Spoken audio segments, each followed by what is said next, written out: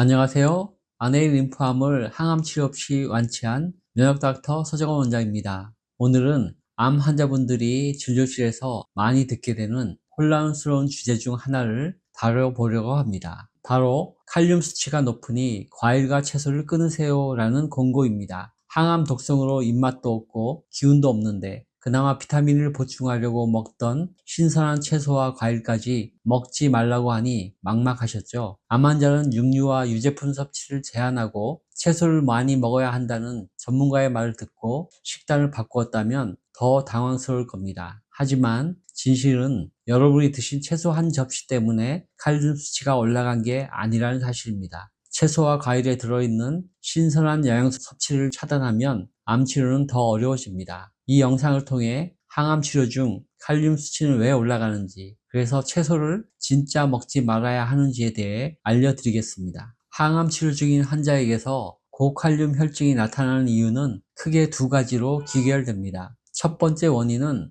암세포가 항암제의 공격을 받아 한꺼번에 죽으면서 세포 안에 있던 칼륨이 세포 밖으로 한꺼번에 쏟아져 나오기 때문입니다. 이를 종양용해 증후군이라고 하는데, 식사를 통해 늘어나는 칼륨 양과는 비교할 수 없는 엄청난 수준입니다. 사실 우리 몸의 칼륨은 90% 이상 세포 안에 들어 있습니다. 세포가 죽으면 자연스럽게 칼륨이 증가합니다. 항암 치료를 받으면 세포가 엄청난 수준으로 많이 죽기 때문에 칼륨이 폭발적으로 늘어나는 것입니다. 방사선 치료 혹은 표적 항암 치료를 통해서 대량의 암세포가 죽는 경우에도 똑같이 고칼륨 혈증이 생깁니다. 암세포가 많거나 치료 반응이 좋은 분일수록 이런 현상이 더 강하게 나타날 수 있습니다. 그러니 자책하실 필요는 없습니다. 여러분이 채소를 많이 드셔서 생긴 현상이 아닙니다. 오히려 항암 치료 효과가 좋은 것이라고 받아들이는 게 옳습니다. 칼륨이 상승하는 두 번째 원인은 항암 부작용으로 신장의 배출 능력이 손상되었기 때문입니다. 정상적인 상태라면 칼륨의 약 90%는 신장을 통해서 배출됩니다. 그런데 항암제 중엔 신독성을 유발시켜 칼륨의 배출 기능을 저하시키는 약재들이 많습니다. 특히 시스플라틴과 같은 항암제는 신세노관을 괴사시키기 때문에 사구체 여과율이 급격히 나빠집니다. 그 결과로 적절히 배출되지 못한 칼륨은 혈액 내에 계속 쌓이게 됩니다. 연구 보고에 따르면 전신 항암 치료를 받는 환자의 약 80%가 신독성 약물에 노출되어 있다 합니다. 항암 치료야말로 고칼륨 혈증을 상시적으로 유발시킬 수 있는 대표 원인입니다. 이제 채소 섭취와는 무관하다는 걸 아시겠죠? 항암 치료 중 발생하는 요산 상승도 주의해야 합니다. 고요산 혈증도 항암제에 의해 암세포가 급격히 파괴되면서 세포 내에 있던 퓨린이 쏟아져 나와서 발생합니다. 암세포의 DNA와 RNA가 깨지면서 배출되는 퓨린 성분이 대사 과정을 거치게 되면 요산으로 변합니다. 요산도 신장으로 배출되는데 양이 너무 많아지면 신장에 2차적인 손상을 일으킵니다.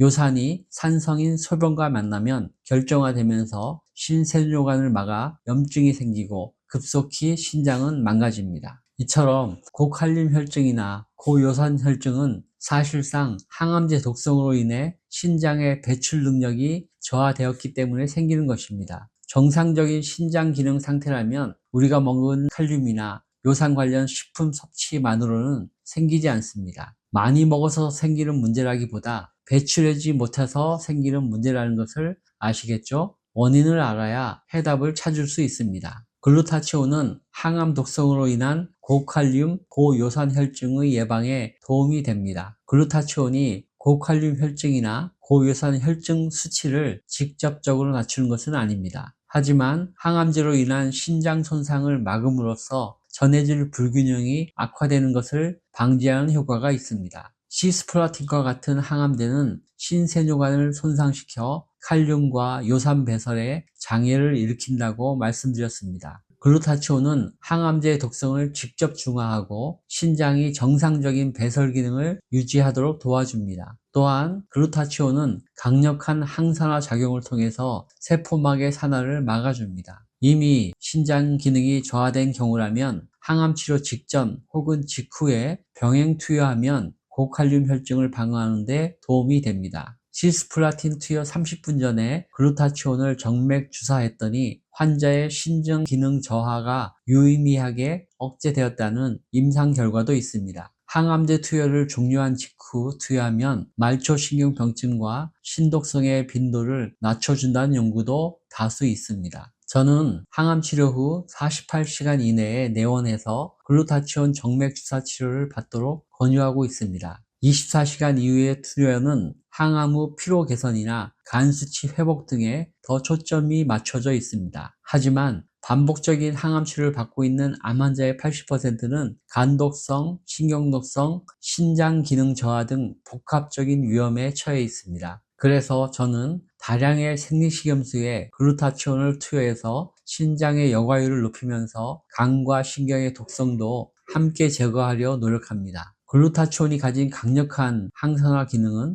이들 위험성을 낮추고 인체의 핵심 생존 원리인 항상성 유지에 도움을 줍니다. 암을 잡으려다가 초과상간 모두를 태우는 것은 현명한 방법이 아닙니다. 더 안전하고 효과 좋은 치료제가 나올 때까지 암을 가진 채 장기 생존하는 것이 최선일 수 있습니다. 여러분도 생각해 보세요. 칼륨 수치가 조금 높다고 해서 모든 채소와 과일을 끊어야 할까요? 식사를 통해 섭취하는 칼륨은 암 환자에게 매우 유용합니다. 적절한 칼륨 섭취는 유방암이나 폐암, 대장암의 위험을 낮추고 생존율을 높이는 데 기여합니다. 칼륨은 대변으로도 배설되기 때문에 채소 섭취는 칼륨 배출에도 도움을 줍니다. 혹여 고칼륨 혈증이 너무 걱정된다면 사과나 배, 베리류처럼 상대적으로 칼륨이 적은 과일을 선택하시면 좋겠습니다. 이제 내용을 정리하겠습니다. 칼륨 수치가 높다는 이유만으로 천연 항산화제인